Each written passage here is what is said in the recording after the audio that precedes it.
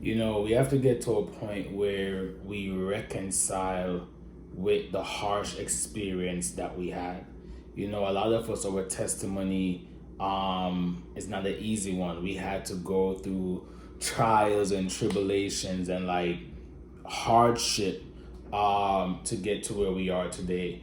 And one of the things that I use, one of the I don't even know what to call it, one of the mindset that I use to kind of like help me to reconcile with my testimony, especially the difficult parts of my testimony, is that I always say to myself, what I go through, my story is not for me, but the things that I've experienced, the things that I've gone through is for the person that I'm gonna meet down the road, down the line. Jamaican. The Jamaican in me is saying down the road. All right, let me focus. All right, so listen, what I'm trying to say is that like what you experience, the hardship, the difficulty that you experience in your story, in your testimony, we have to get to a place where we understand that you're not going through what you're going through for yourself. What you experience, what you have gone through, your story, your trial, your turmoils, your tribulation, what you have experienced is not for you, but it's for that person that you're going to meet few lines down in your future. Is for that audience that you're called to. And we have to be able to reconcile with what we have experienced, and that your testimony is not your testimony, but it's for you to share to the person that you're going to meet at some point in your life that is going through that very same thing that the Lord has allowed you to overcome. For example, I remember growing up, and I used to say to God, oh, I want to help the homeless. I want to help youth who are going through a difficult time. And this was when I was still 12 years old. Like I was 12 years old, praying to God, desiring, hoping that I will be able to help, youth, specifically youth, but people who are going through a hard time, specifically people who are experiencing homelessness. I remember praying that.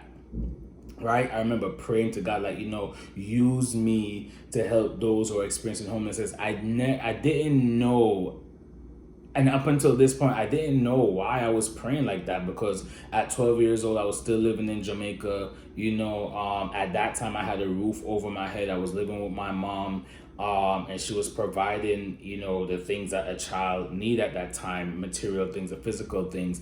But I have, up until now, I'm thinking about it, I was like, yo, why was I praying for like that? Why was I praying to help the homeless? What was I doing at 12 years old, wanting to help the homeless, wanting to help youth who are struggling?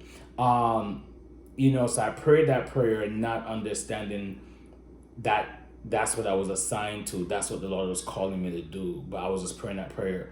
Another thing is that I prayed that prayer not understanding how God would have to prepare me to be able to speak to the homeless, to speak to youth who are going through hardship. I had no idea that I would have to go through homelessness myself to be able to help youth and other individuals navigate homelessness. So I prayed that prayer at 12 years old, not knowing that at 16 years old, when I'm now living in a new country in America, because I was in Jamaica at 12 years old, not knowing that by the time I got to America and at 16 years old, I will be going through homelessness. I will be living in the shelter system. I will be sleeping in the park, or on the train station, or where. Like, I had no idea, man. I had no idea. And I said that to say, you never know. Don't despise your testimony, because you're going through it to help somebody else navigate theirs. I had no idea that my story of being a homeless teen in New York City will now be viewed as someone who is a hero of New York. The New York comeback story. I'm excited to share a truly remarkable one with you right now. It's about a young man who came to New York from Jamaica 15 years ago as a child of immigrant parents, and who had a challenging upbringing and found himself homeless as a teenager. Now he calls that experience a superpower that he uses to help at-risk youth with the Bronx Defenders, a true hero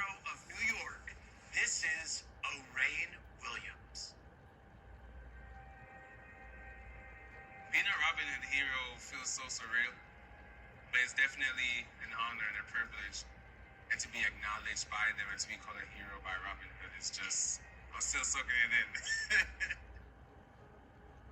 Bronx Defender is a public defender office that represent poor people in the Bronx that are not able to afford their own legal and social representative in criminal court and family court. I am a social worker in the criminal defense and the adolescent defense practice. The Bronx Defender represent approximately 20,000 people a year, and this includes my favorite population, which is young people and young adults. I feel like it's my calling to work with and to serve young people. I really believe that the best way you can represent someone is to understand them as a whole. I love the way the Bronx Defender incorporates that in their defense and, present the client as human being in front of the courtroom.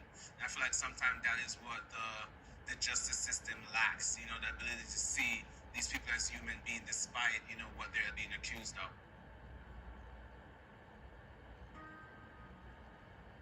When I was 16, I became an unaccompanied homeless youth, which means I'm now homeless without the family connection, without my family. Homelessness is just more than just the idea of just being without a physical home. Like, it comes with such tension, with such heaviness that just has the ability to break families, to destroy families.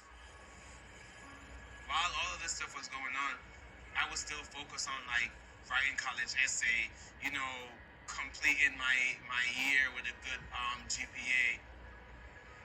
I received a call from a college that I didn't even apply to.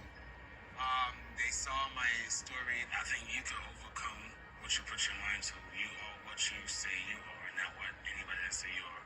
So if you say you can overcome, you can overcome. And they offered me a position at the college, a full scholarship.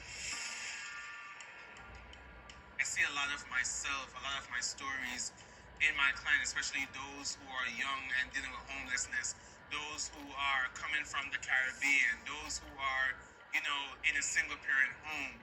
There's definitely an empathy in my vision to just understand my client's story. I feel like empathy is something that you learn through experience, through going through and overcoming. So I feel like what this life experience did for me, it gave me the superpower of empathy.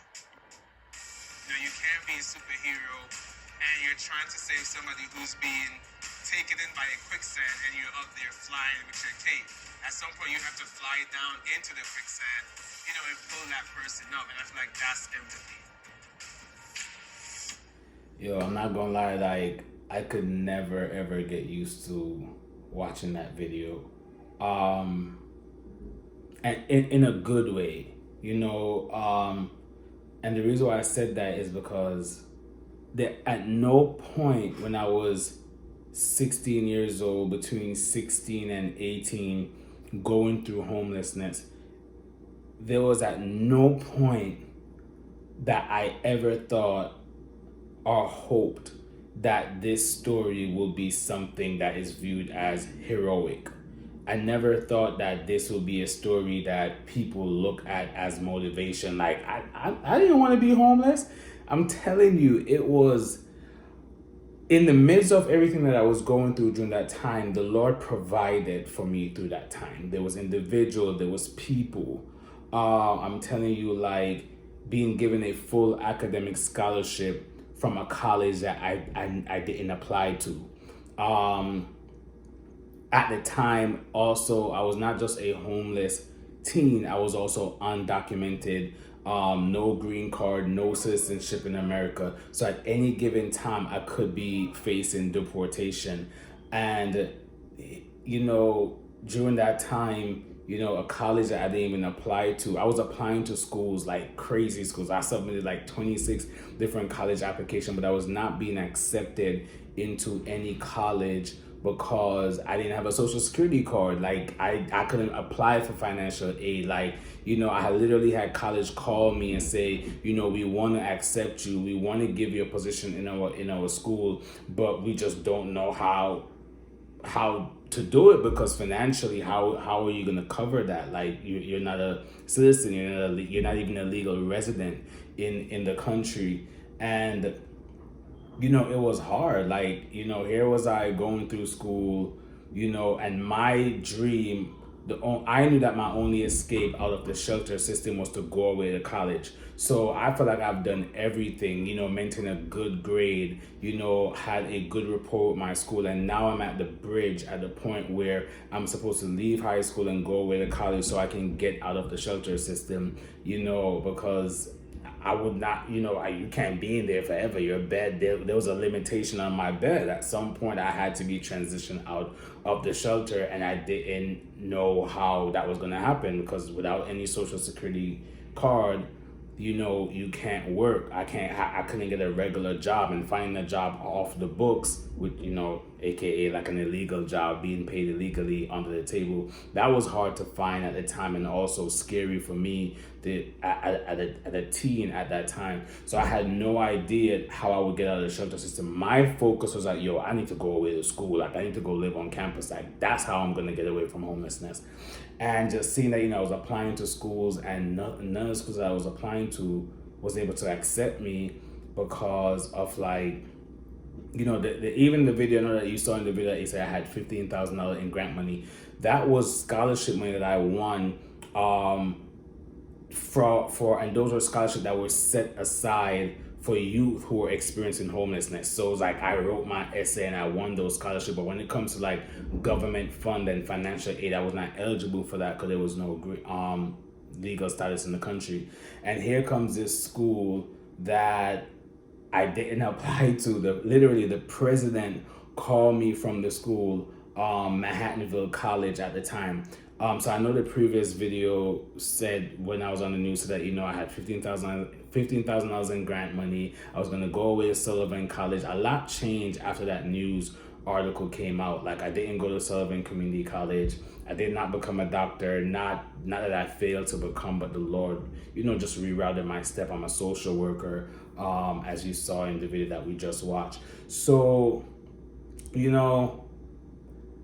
here comes the president from Manhattanville College calling my mentor and was saying that, we want to talk to Orion Williams. We want to offer him a full 4-year academic scholarship, a private scholarship. And at that time, the tuition at Manhattanville College was $54,000 a year. And I was just like, like, what? Like, somebody's willing to pay $54,000 a year for my tuition for me to go get an education. And that had to be God. So I got on the phone with the president of the college. It was soccer season, so we were talking about soccer, we were talking about FIFA, and she was just like, hey, I was like, I didn't even apply to your school. Like, I didn't even know your school exists. Like, no disrespect. And she was like, no problem, no worries about it. Go ahead and submit an application. We have an alumni who viewed your story on the news and reached out to us and said that they want to pay your tuition. And until this day, that alumni and I are friends. We're still connected. So, there was at no point that I thought that me being homeless was going to be a story that was, featured on the news, highlighted, be viewed as a hero of New York. Like, at no point, like, this was not a desire of mine. This was not a prayer of mine. I literally was navigating the hardship, the brokenheartedness of just being a homeless teen in New York City and literally trying to survive. But here comes the grace of God. Here came the grace of God, where that scholarship came. Then after that, I got my legal status in America, free of charge. And there was a law firm or a nonprofit organization that represented me in the immigration court and assisted me with getting my legal status in America. Until this day, I'm a citizen of the United States of the America. So, like, reconcile with your journey, because what the work that the Lord has started, He will complete it. Did I experience trauma and pain and things while being homeless? Yes. Am I still healing from those things? Yes, I am. But was the Lord able to use my story to bless others and to bless me? Yes. Yes. Yes. Reconcile with what you have gone through. Yes, it was painful. Yes, it was hard. Yes, it was difficult. But God knew what he was doing with my story. And I know that he knows what he's doing with yours, or have done with yours. And I've watched my story time and time again. I've been given opportunity to go to high school graduation, to go to different platform and to speak about my story. My story brought me in the New York City Council room, giving a testimony about my story. I think I have that video somewhere. I'm gonna share that video when I was in the New York City Council hearing, sharing my story and using my story to tell New York City why they should pass this law or that policy to provide more shelter and to provide more shelter resources for youth. Like, my story was being used as an example as to why policies and law. The Lord will use your testimony to have laws and policy pass, law and policies implemented to benefit his people. And those laws were passed, they were implemented as a result of me sharing my story in the city council meeting. Reconcile with what you have went through. Yes, it was painful. Yes, it hurt you. Yes, it broke you. But the Lord has designed your story to be a catalyst to free people from captivity, mentally, emotionally, and physically. Don't be ashamed of your testimony. Reconcile with it.